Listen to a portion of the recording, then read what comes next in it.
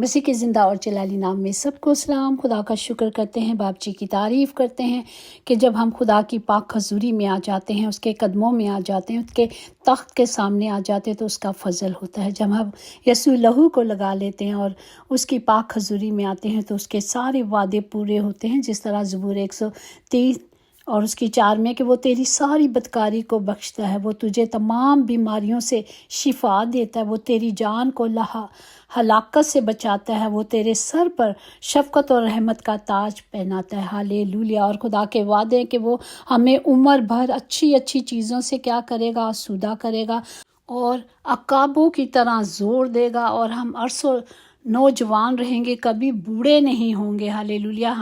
और हमारा खुदावंद हमें तमाम मुश्किलों से, तमाम परेशानियों से निकालने की कुदरत रखता है और हमें इंतकाम भी नहीं लेना, क्योंकि मेरा और आपका खुदा इंतकाम लेना जानता है। लोगों से इंतकाम मत लिया करे, ख़राब फल खुद ही दरख्त से गिर जाता है। ये मेरे और आपके बाप के वादे हैं और आज के ज़िंदा कलाम के लिए हम शुक्र करते हैं जो मेरे और आपके खुदा ने हमें बख्शा है। जो रोमियो उसका 4 बाब उसकी 11 आयत में लिखा है, चुनांचे ये लिखता है कि खुदावंद फरमाता है, मुझे अपने हयात की कसम हर एक घुटना मेरे आगे झुकेगा और हर एक ज़ुबान खुदावंद का इकरार करेगा।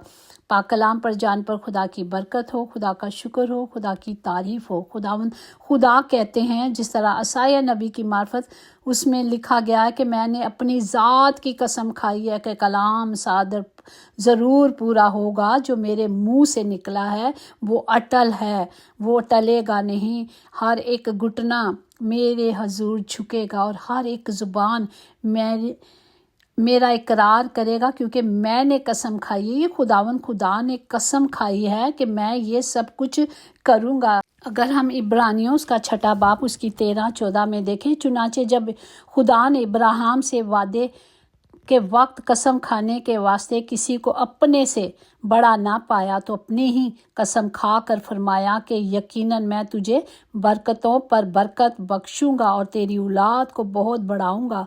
और इसी तरह सब्र करके उसने वादे की हुई चीज़ों को हासिल किया। हालेलुया। जब हम इब्राहिम की नस्ल से हैं, जब इब्राहिम से खुदा ने वादे किए, वो आज मेरे और आपके भी वादे। हम देखते हैं खुदा ने जब इब्राहिम से कसम खाई तो अपने से बड़ा कोई नहीं पाया, क्योंकि जिस तरह कलाम मुकद्दस इब्रानियों 7:7 में लिखा है, और इसमें कलाम नहीं कि छोटा बड़े से बरकत पाता है,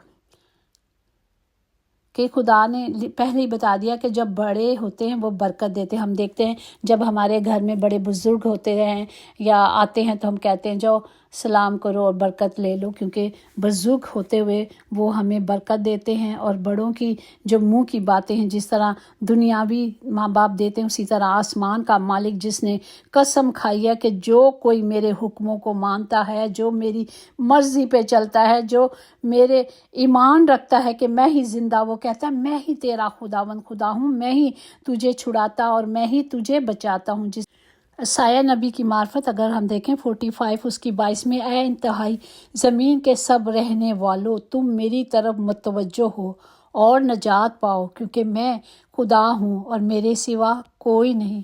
हम जानते हैं कि हमारे ज़िंदा खुदा के सिवा कोई खुदा नहीं, वाहिद खुदा है जो हमें हर मुश्किल से, हर तकलीफ़ से बचाता और छुड़ाता है। और हम जब वो सिर्फ हमसे यही चाहता है कि जब हम शिफा पाएँ और उस बाप की शुक्रगुजारी करें, और जब मुश्किल में हो उसे पुकारें, जिस तरह ज़बूर 107 की 19-20 में, तब वो अपनी मुसीबत में खुदावन से फरियाद करते हैं और वो उनको उनके दुखों से रहाई बख्शता है। वो अपने कलाम को नाज़िर फरमा कर उनको शिफा देता और उनको हलाकत से बचाता है। ये खुदा का कलाम है और खुदा हमसे यही चाहता है, जब तुम शिफा पाओ तो क्या करो, मेरी शुक्रगुजारी करो और मुझे मुबारक हो, क्योंकि वही जिंदा वाहिद खुदा है जो कुल दुनिया जहां का मालिक और खालिक है, जो था, जो है और जो आने वाला है, जो अब्दियत का शहजादा है। वो मेरा और आपका खुदावंद खुदा है। आए आज के ज़िंदा कलाम के लिए शुक्र करें ताकि हम सब शिफा पाएँ और उसकी हजूरी में आएँ, उसके कदमों में झुकें और اسے سجدہ کریں اور اس کو مبارک کہیں، کیونکہ خداوند نے کہا کہ ہر زبان مجھے مبارک کہے گی، ہر زبان مجھے پکارے گی۔ اور آج ہم دیکھتے ہیں کہ ان وقتوں میں دیکھیں انسان جب بیمار ہوتا ہے یا بستر پر ہوتا ہے تو وہ یہ نہیں چاہتا کہ مجھے بڑی گاڑی دے دے، مجھے یہ دے دے، مجھے وہ دے دے۔ صرف اس وقت وہ خدا کی حضوری میں اس سے فریاد کرتا ہے کہ خدا تو مجھے شفا دے، جس طرح یرمیہ اس کا 17-14 میں کہ اے خداوند تو مجھے شفا بخش تو میں شفا پاؤں گا، تو ہی بچائے تو میں بچا رہوں گا، کیونکہ تو میرا فخر ہے۔ جب ہم خدا پر فخر کرتے ہیں تو وہ ہمیں شرمندہ نہیں ہونے دیتا۔ ہمارا زندہ خدا ہمارا فخر ہے، وہ ہمارا بچانے والا، ہمارا چھڑانے والا، ہمارا نجات دہندہ ہے۔ ہم نے صرف اس خدا پر توکل کرنی ہے، اس پر ایمان رکھنا ہے، تو وہ ہمیں کیا کرے گا؟ شفا دے گا۔ ہم اپنے خدا کی حضوری میں سب کے لیے فریاد کرتے ہیں، جس طرح زبور 30:2 میں کہ اے خداوند میرے خدا، میں نے تجھ سے فریاد کی تو ان نے مجھے شفا بخشی۔ یہی کلام کو میں سب بیماروں کے لیے مانگتی ہوں۔ خدا باپ سب کے لیے اس کلام کی قدرت کو مانگتے ہیں، تاکہ خدا باپ ہر زبان آپ کی ستائش کرے اور ہر گھٹنا آپ کے آگے جھکے اور آپ کا اقرار کرے کہ آپ ہی زندہ خداوند خدا ہو، آپ ہی نجات ہو اور کہیں سے نجات نہیں۔ خدا باپ تمام گھروں کے خطے بھرے رہیں میرے خداوند، کبھی کسی کو کمی نہ ہو، کبھی کسی کی کوئی کمزوری نہ ہو، بلکہ ہر کوئی آپ میں زور پائے، طاقت پائے اور جانے کہ واقعی آسمان اور زمین کا مالک ہمارا خالق وہی قدرت والا خدا ہے، اس کے سوا کوئی خدا نہیں۔ ہر گھٹنا خدا کی حضوری میں جھکے گا اور اس زندہ خدا کو مبارک کہے گا۔